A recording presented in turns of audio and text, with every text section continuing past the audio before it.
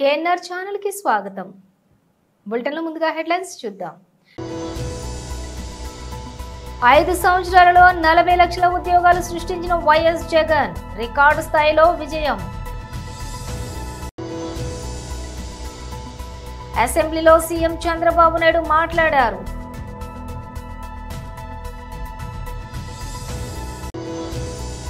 మాజీ MP doctor Boora Narasayya Goud మీడియాతో మాట్లాడారు.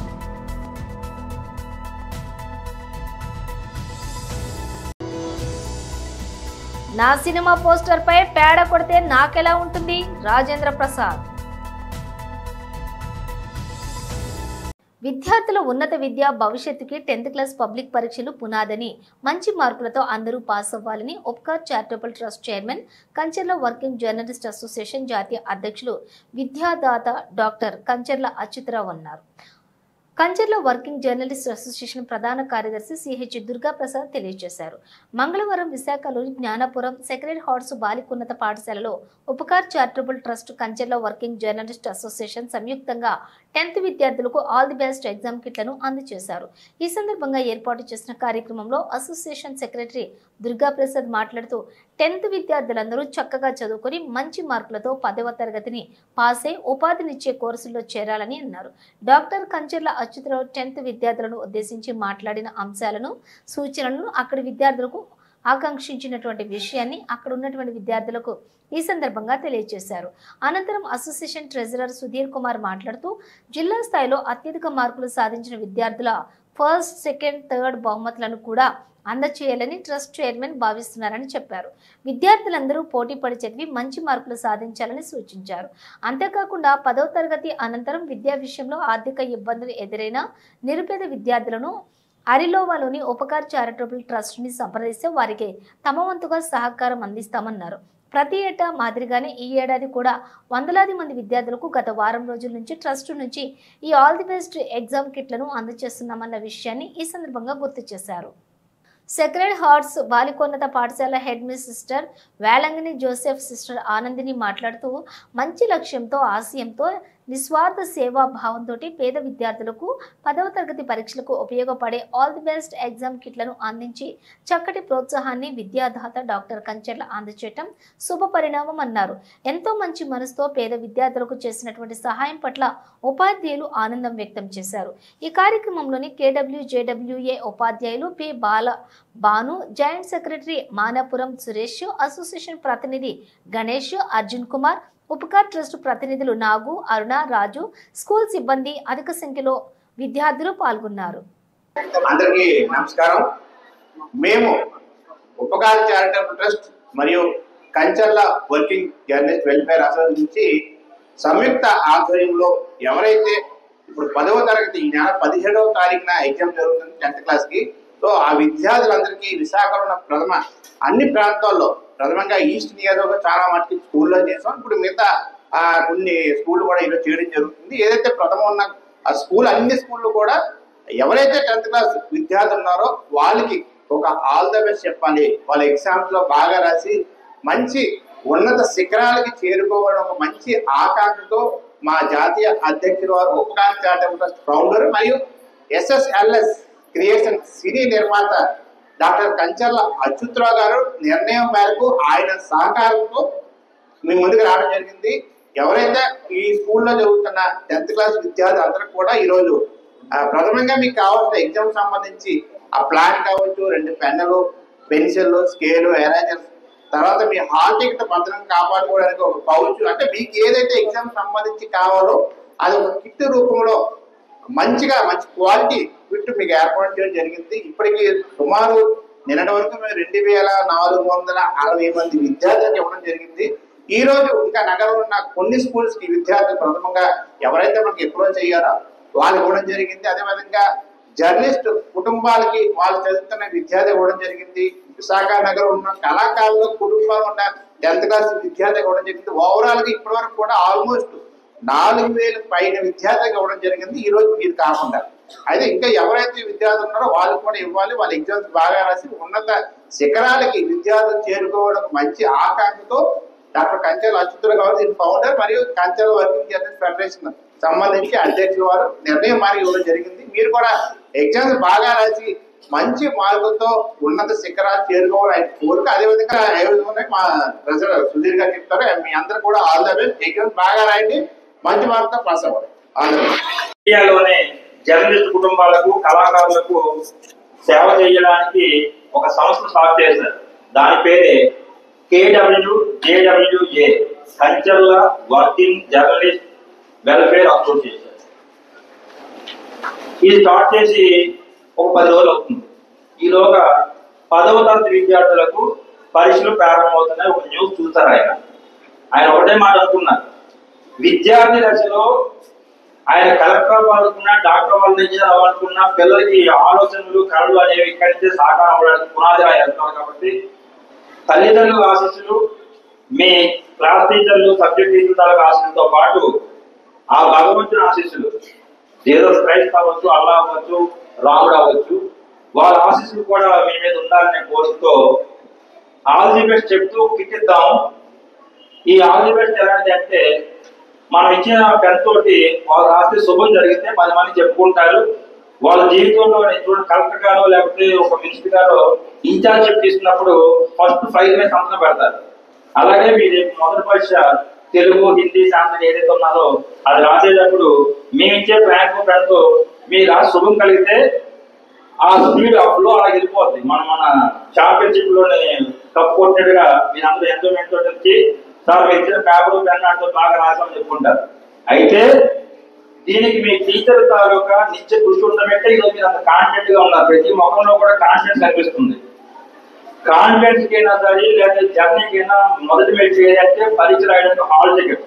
ఈ హాల్ టికెట్ మీతో పాటు 6 రోజులు ఉండాలి. 6 రోజులు నలిగిపోకుండా మనకు ఒక పౌచ్ ఇస్తున్నాం. రాసే ప్లాన్ బాగుండాలి. ఎందుకంటే మీద ఏ స్లిప్ అంటించడమో ఇంకో సినిమా యాక్టర్ పేరు దాని దేవుడి పేరులో ఉండకూడదు. కాబట్టి ప్లెయిన్ ప్లాన్ ఇస్తున్నాం. ఒక NSP, PSP ఎగ్జామ్ రాసిన బొమ్మ వేస్తారు కాబట్టి తప్పు చెప్పుకుంటూ ఎలా చేస్తున్నాం.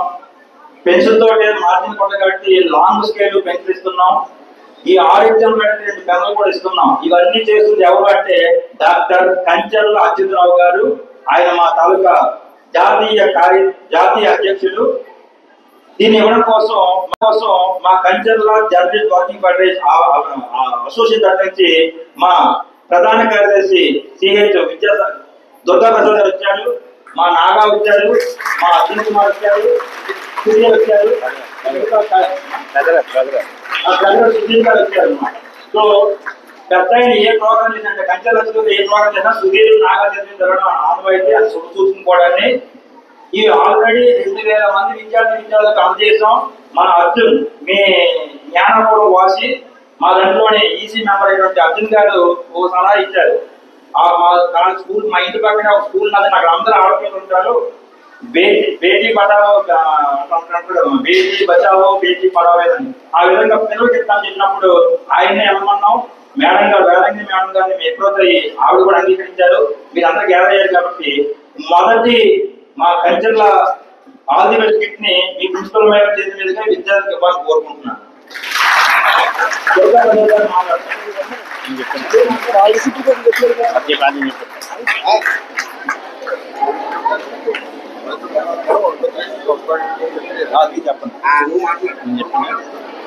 ఈ వైజాగ్లోనే highest percentage of school gate ఇవ్వాలని మా ట్రస్ట్ మీకు కోరుకుంటున్నాం. అలాగే గత 18 సంవత్సరాలుగా ఆర్లో ఏరియాలో ఈ యొక్క ట్రస్ట్ సేవా కార్యక్రమం కొనసాగిస్తుంది. విద్యాదానం కానీ మీకు మెడికల్గా ఏదైనా ప్రాబ్లం వచ్చినా, మీ చదువులకి ఏదైనా హెల్ప్ కావాలన్నా, ఎవరైనా చనిపోయినా వాళ్ళకి, అలాగే స్పోర్ట్స్లో ఎవరైనా ఎంకరేజ్మెంట్ కావాలన్నా, సార్ ఆంధ్రప్రదేశ్ కార్యక్రమాల అసోసియేషన్ ప్రెసిడెంట్, మీరు స్పోర్ట్స్ లో హైయెస్ట్ పెర్ఫార్మెన్స్ చేస్తూ మీకు బయట స్టేజ్ మీద పెర్ఫార్మెన్స్ చేయడానికి ఆర్థికంగా మీరు వెనుకబాటులో ఉంటే మీరు మీ స్కూల్ అప్రోచ్ అవ్వండి. స్కూల్ వాళ్ళు ఒక ట్రస్ట్ అప్రోచ్ అవుతారు. సార్ మీకు స్పాన్సర్షిప్ చేస్తారు స్పోర్ట్స్ లో. ఫస్ట్ది. రెండోది, ఈ 10th క్లాస్ లో ఈ యొక్క స్కూల్లో ఫస్ట్, సెకండ్, థర్డ్ ఎవరైతే వస్తారో వీళ్ళకి ఉపకార్ ట్రస్ట్ తరఫున కన్సర్న్ అభిప్రాయాలు స్పాన్సర్షిప్ చేస్తూ మీకు స్కాలర్షిప్ ఇస్తారు. ఇది మీ అందరి ముందు చెప్పడం మాట. అలాగే మీలో ఇంకా ప్రాజెక్టులతో ఉంది 10th తర్వాత ఇంటర్ స్థాయిలో మీకు చదువుకోవడానికి ఇబ్బంది అయితే మీరు మంచి పద్ధతి మార్పులు తెచ్చుకుంటే మిమ్మల్ని కూడా ఉపకార ట్రస్ట్ తరఫున చదివించడానికి కల్చరల్గా రెడీగా ఉన్నారు. మీరు చేయాల్సింది ఒకటే, మంచి మార్పులు తెచ్చుకోండి. మీకు వీలైతే మీరు చదువుకుంటే మీకే ప్రోగ్రామ్ వచ్చినా మీరు సిస్టర్ గారు కలిస్తే సిస్టర్ గారు వాళ్ళ ట్రస్ట్ కాల్ చేస్తే మీకు అవసరమైన హెల్ప్ కల్చరల్ గారు చేస్తారు. 18 సంవత్సరాల నుంచి చేస్తూ వస్తున్నారు. బాగా చదువుకోండి, ఉన్నతంగా అడగండి. ఎప్పుడైనా మీరు తెలుసుకోవాలి, గుర్తుపెట్టుకోవాలి. ప్రతి పేరు అచ్యుతరావు గారు గట్టిగా మీ క్లాస్ తో సాగి ప్రాక్టీస్ చేయాలి. ఎంతమంది కార్యక్రమాలు చేస్తున్నందుకు ఈ యొక్క కార్యక్రమం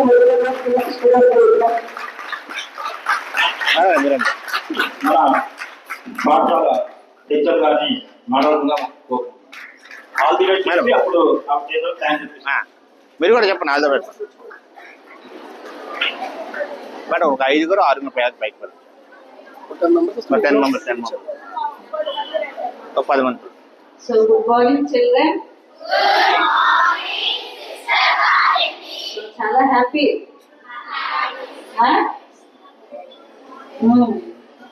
ఏమా వాళ్ళు దేనికోసం ఇస్తున్నారు ఇవన్నీ? బాగా చదవాలి, బాగా రాయాలని ఇస్తున్నారు. ఓకే, మరి మీరు బాగా చదవాలి, బాగా రాయాలి. అర్థమైందా? సో వీళ్ళు చూడు, మీకోసం వాళ్ళు తెచ్చేసి ఇవన్నీ ఇస్తే వాళ్ళకంత అవసరమా? అవసరం లేదు కదమ్మా. అది మీరు బాగా చదవాలి, మీరు ఫస్ట్ ర్యాంక్ రావాలనేసి మీకోసం ఇస్తున్నారు. కానీ వాళ్ళు ఇచ్చిన దానికైనా మీరు దాని పద్ధతి తీసుకొని రావాలి. అర్థమైందా? Okay, so let us give them a big clap for that. So thank you sir. Okay, now the kalma ke liye na first line allowed.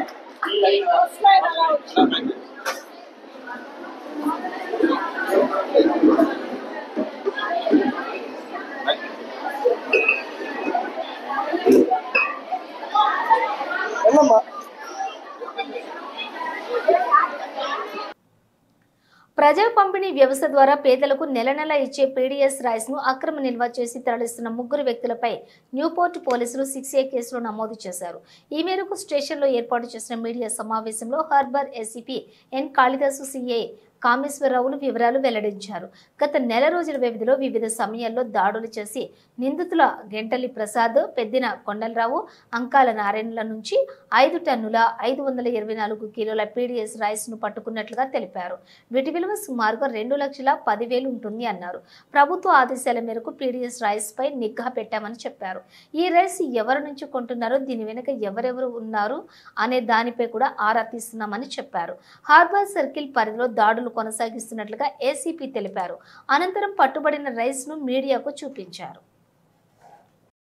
Visakha నగర పరిధిలో శ్రీ మా సిపి గారు, విశాఖపట్నం సిపి గారు తాలూకా ఆధ్వర్యంలో న్యూపోర్ట్ పరిధిలో గత నెల రోజులుగా జరిపిన దాడుల్లో, వచ్చిన సమాచారంపై జరిగిన దాడుల్లో సుమారు 5.5 టన్నుల పీడీఎస్ రైస్ని వివిధ కేసుల్లో స్వాధీనం చేసుకోవడం జరిగింది. గత నెల 14వ తారీఖున గెంబెలి ప్రసాద్ అనే వ్యక్తి దగ్గర నుంచి 161 కేజీలు, అదే రోజున సాయంత్రం పెద్దిన కొండలరావు అనే వ్యక్తి నుంచి 263 కేజీలు, కిందటి నెల 17వ తారీఖున అంకాల నారాయణ సన్నపు గంగయ్య అనే ఆయన వ్యక్తి దగ్గర నుంచి 1600 కేజీలు, అదే వ్యక్తి దగ్గర నుంచి నిన్న 10/3/2025న 3,500 కేజీలు రైస్ని దాడులు చేసి పట్టుకోవడం జరిగింది. వీటన్నిటి మీద కూడా 6A 7 కేసులు పెట్టడం జరిగింది, ఎసెన్షియల్ కమోడిటీ యాక్ట్ కేసులు. టోటల్గా 5 టన్నుల 524 కేజీలు పట్టుకోవడం జరిగింది. దీని టోటల్ వాల్యూ 2 లక్షల పైచిలకు ఉంటుంది మార్కెట్లో. సో ఇలాంటి సమాచారం ఎవరిచ్చినా మేము సిపి గారి ఆదేశాలను అనుసరించి తప్పకుండా వెను వెంటనే దాడులు జరిపి ప్రజా పంపిణీ వ్యవస్థకి ఆడంగంగా ఉన్నటువంటి వాళ్ళని మేము చర్యలు తీసుకుంటామని మా సిపి గారి తాలూకు ఆధ్వర్యంలో ఈ దాడులు జరుగుతాయని అందరికీ హెచ్చరిస్తున్నాను. ఇక డీటెయిల్స్ చూస్తే వైఎస్ఆర్సీపీ పాలనలోని అధికారం చేపట్టి 4 నెలల్లోనే సచివాలయం వ్యవస్థ ద్వారా ఒకేసారి 1,30,000 ఉద్యోగాలు ఇచ్చింది. మరో 2,66,000 వాలంటీర్ ఉద్యోగాలు ఇచ్చింది. ఆప్కాస్ ద్వారా మరో 96,000 ఉద్యోగాలు కల్పించింది. వైఎస్ఆర్సీపీ 5 ఏళ్ల పాలనలో ప్రభుత్వ పారిశ్రామిక ఎంఎస్ఎంఈల ద్వారా 40 లక్షల ఉద్యోగాలను కల్పించాం. ఒకసారి గమనించినట్లయితే వైఎస్ఆర్సీపీ పాలనలో మా పాలనలో ఎన్ని ఉద్యోగాలు ఇచ్చారు, ఎన్ని ఉద్యోగాలు వచ్చాయి అనేది ఒకసారి గమనించినట్లయితే కేవలం 4 నెలల కాలంలో వైఎస్ఆర్సీపీ ప్రభుత్వం 2019 జూన్లో ప్రమాణ స్వీకారం చేసాం. అక్టోబర్ కల్లా గాంధీ జయంతి కల్లా ఏకంగా 1,30,000 ఉద్యోగాలు గ్రామ వార్డు సచివాలయాలలో మన పిల్లలు పనిచేస్తూ కనిపించేట్టుగా చేశాం. 4 నెలల కాలంలోనే ఏకంగా మరో 2,66,000 వాలంటీర్ల ఉద్యోగాలు అక్టోబర్ 2 గాంధీ జయంతి నాటికి అంటే మా ప్రభుత్వం ఏర్పడిన 4 నెలల కాలంలోనే రిక్రూట్ చేశాం. ఎవరు కాదనలేని సత్యాలు ఇవన్నీ. యాప్కాస్ ద్వారా మరో 1,00,000 ఉద్యోగాలు, యాప్కాస్ ద్వారా కరెక్ట్గా చెప్పాలంటే 96,000 ఉద్యోగాలు యాప్కాస్ ద్వారా కల్పించడం జరిగింది. యాప్కాస్లో పే స్లిప్పులతో సహా చెప్పగలుగుతాం ఎవరికి ఉద్యోగాలు ఇస్తున్నామని. నేను చెప్పిన ప్రతి నెంబరు కూడా పే స్లిప్స్తో సహా ఆధార్ కార్డ్ నెంబర్తో సహా చెప్పగలుగుతాం. గ్రామ సచివాలయాల్లో పనిచేస్తా ఉన్న పిల్లలైతేనేమి 1,30,000 పైచిలుకు పిల్లలైతేనేమి, 2,66,000 వాలంటీర్లు అయితేనేమి, ఆప్కాస్లో పనిచేస్తూ ఉన్న 96,000 మంది పిల్లలైతేనేమి, ఆర్టీసీ విలీనం ద్వారా 58,000 మంది ఆర్టీసీ ఎంప్లాయీస్కి రెగ్యులరైజ్ చేస్తూ వాళ్ళందరికీ తోడుగా ఉండే కార్యక్రమం అయితేనేమి, ఇవి కాక మిగిలిన కాంట్రాక్టు, మిగిలిన గవర్నమెంట్ ఉద్యోగాలన్నీ కూడా లెక్కేసుకుంటే అక్షరాల 5 సంవత్సరాల కాలంలో వైఎస్ఆర్సీపీ ప్రభుత్వ హయాంలో వివిధ సెక్టార్లలో గవర్నమెంట్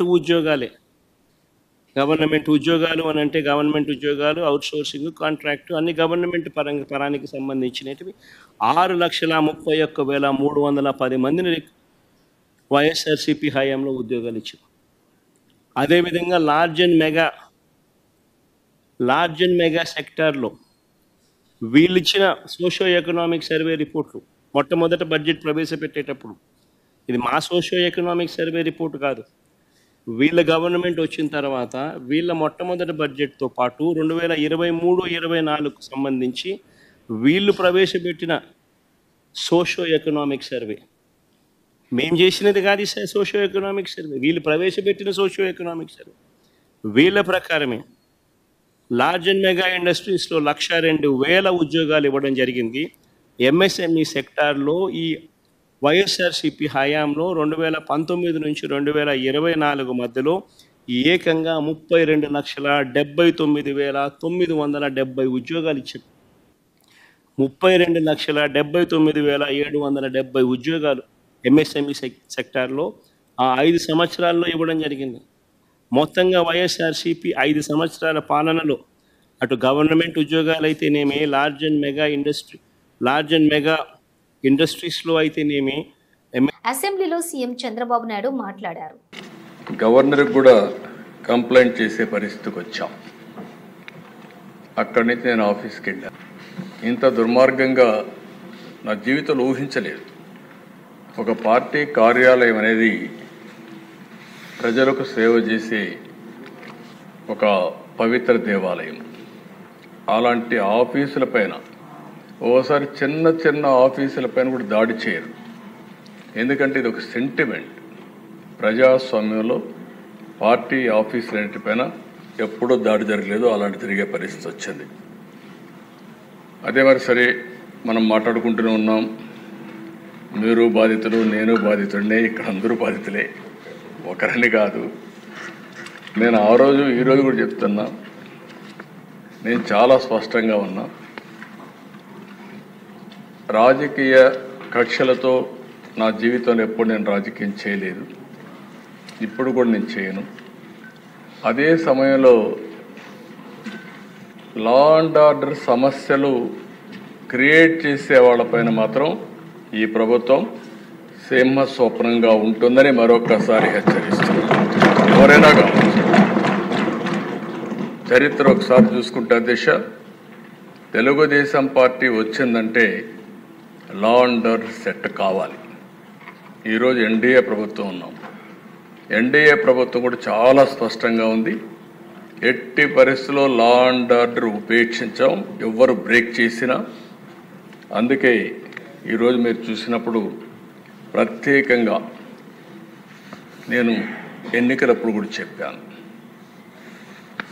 నేను సమస్యల్ని జరిగే లా అండ్ ఆర్డర్ కంట్రోల్ చేయగలుగుతాను, కానీ కొంతమంది గంజాయికి అలవాటు పడి డ్రగ్స్కి అలవాటు పడి అలాంటి వ్యక్తులు రాత్రి మారిపోతారంటే చాలా సమస్య ఉంటుంది, అడిక్షన్ అయిపోయి ఉంటారని చెప్పి చెప్పాను. అది ఇంకా కంటిన్యూ అయ్యే పరిస్థితి ఉంది. ఏదేమైనా దిశ గంజాయి పైన డ్రగ్స్ పైన ఉక్కు పాదం మోపాం, ఈగులనే ప్రత్యేక వ్యవస్థ తీసుకొచ్చాం. నేను ఈ రాష్ట్రంలో ఉండే ప్రజలందరికీ విజ్ఞప్తి చేస్తున్నా, మీ పిల్లల్ని మీ కుటుంబ సభ్యుల్ని మీరు కూడా కంట్రోల్ చేయాల్సిన అవసరం ఉంది. ఎక్కడికక్కడ మెంటరింగ్ చేయాల్సిన అవసరం ఉంది. ఎక్కడ కూడా ప్రతి ఒక్కరికి విజ్ఞప్తి చేస్తున్నా, మన స్వార్థం కోసం మనం గంజాయి పండించి ప్రజల జీవితాలతో చెలగాడడం కరెక్ట్ కాదు. అందుకే లేటెస్ట్ టెక్నాలజీస్ అన్నీ ఉపయోగిస్తున్నాం. నేను కంట్రోల్ అయిందని కానీ మంత్రి గారు ఇప్పుడు కూడా చెప్పారు మేము కంట్రోల్ చేశామని. ఇంకా పూర్తిగా కంట్రోల్ చేశామని చెప్పడం లేదు. ప్రజలు మెచ్చుకున్నప్పుడే మీరు కంట్రోల్ చేసిన. మాజీ ఎంపీ డాక్టర్ బూరా నరసింహ గౌడ్ మీడియాతో మాట్లాడారు. తెలంగాణ రాష్ట్రంలో నేను అనుకోవటం భారతదేశం మొత్తంలో ఒక రాష్ట్రం కేవలం ఒక సంవత్సరంలోనే ఒక రాష్ట్ర ప్రభుత్వం అన్ని రంగాల్లో వైఫల్యం చెందినటువంటి ప్రభుత్వం, పార్టీ, ముఖ్యమంత్రి ఎవరన్నా ఉంటే అది కాంగ్రెస్, తెలంగాణ కాంగ్రెస్ ప్రభుత్వం, ముఖ్యమంత్రి రేవంత్ రెడ్డి గారు అని స్పష్టంగా మనం చెప్పచ్చు. ఇంకో విషయం ఏంటంటే, అసలు రేవంత్ రెడ్డి గారు ఒక ముఖ్యమంత్రి హోదాలో ఉన్నారా, ప్రతిపక్షంలో ఉన్నారా అనే సంగతి వారు చాలా సందర్భాల్లో మర్చిపోతున్నట్లున్నారు. వారు మాట్లాడే భాష కానీ, వారు మాట్లాడే యాస కానీ, వారు లేవనెత్తే అంశాలు కానీ ఒక ముఖ్యమంత్రిగా ఉన్నటువంటి హోదాలో ఉన్నట్లు లేదు. ఇంకా ఒక ప్రతిపక్ష నాయకుడి నుంచి దాన్ని మనకు మెడికల్ భాషలో డిజావు అంటారు. అంటే గతంలో ఉన్నటువంటి రోల్ నుంచి వారు బయటపడలేకపోతున్నారని ఈ సందర్భంగా వారికి గుర్తు చేస్తున్నాం. ఈరోజు ఏమవుతుందంటే, రేవంత్ రెడ్డి గారి పాలన 5D పాలన అవుతుంది. 5D. ఈ 5D అంటే ఏంటంటే, ఒకటి డైవర్షన్. మొదటి నుంచి డైవర్షన్ డైవర్షన్ డైవర్షన్. ఏం డైవర్షన్? ఈ రేస్ కుంభకోణం అన్నారు, కొన్ని నెలలు ఆ డైవర్షన్. ఫోన్ ట్యాపింగ్ అన్నారు, కొన్ని రోజులు ఆ డైవర్షన్. దాని తర్వాత కులగణనని చెప్పి కొన్ని నెలలు ఆ డైవర్షన్. ఎస్సీ కేటగరైజేషన్ అని చెప్పి కొద్ది రోజులు ఆ డైవర్షన్. ఇక్కడ ఎస్ఎల్బిసి మొత్తం కుంగిపోయి 8 మంది చనిపోతే దాన్ని జవాబు చెప్పలేక మళ్ళీ పోయి మంత్రులందరూ ఢిల్లీలో కృష్ణ వాటర్ అని కూర్చొని డైవర్షన్. ఫస్ట్ డి వాళ్ళు చేసేది ఏంటంటే డైవర్షన్. సెకండ్ డి ఏంటంటే డిమాలిషన్. గతంలో నేను చెప్పాను, వారు డిమాలిషన్ మ్యాన్ అయిపోయారు. హైడ్రాని ముందర పెట్టేసి ఎవరైతే ఇష్టం లేదో, ఎవరైతే కష్టాల్లో ఉన్నారో వాళ్ళని డిమాలిషన్ చేయటం వారి ప్రత్యేకమైనటువంటి ప్రభుత్వం. కానీ అదే ఓల్డ్ సిటీలో సాక్షాత్తు చెరువులో కట్టినటువంటి ఎంఐఎం ఎమ్మెల్యే కాలేజీ మాత్రం టచ్ చేయడానికి మాత్రం ధైర్యం సరిపోదు.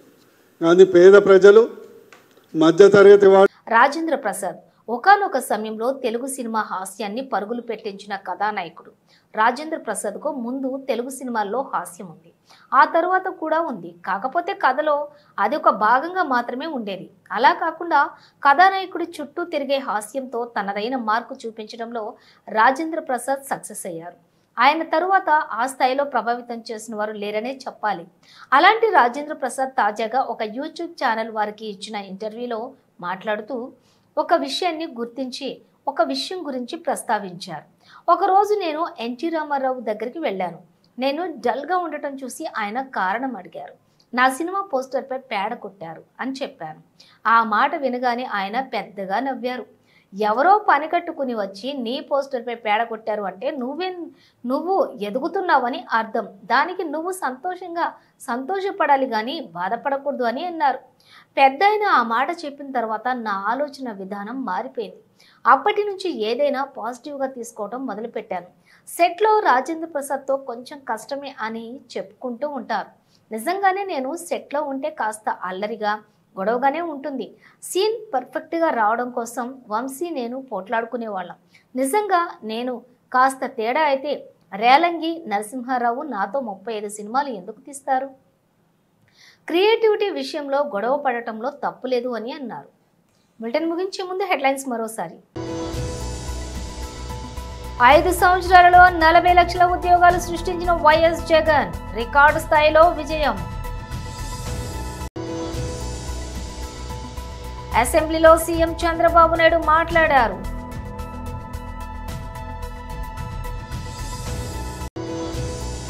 మాజీ ఎంపీ డాక్టర్ బూరా నరసయ్య గౌడ్ మీడియాతో మాట్లాడారు.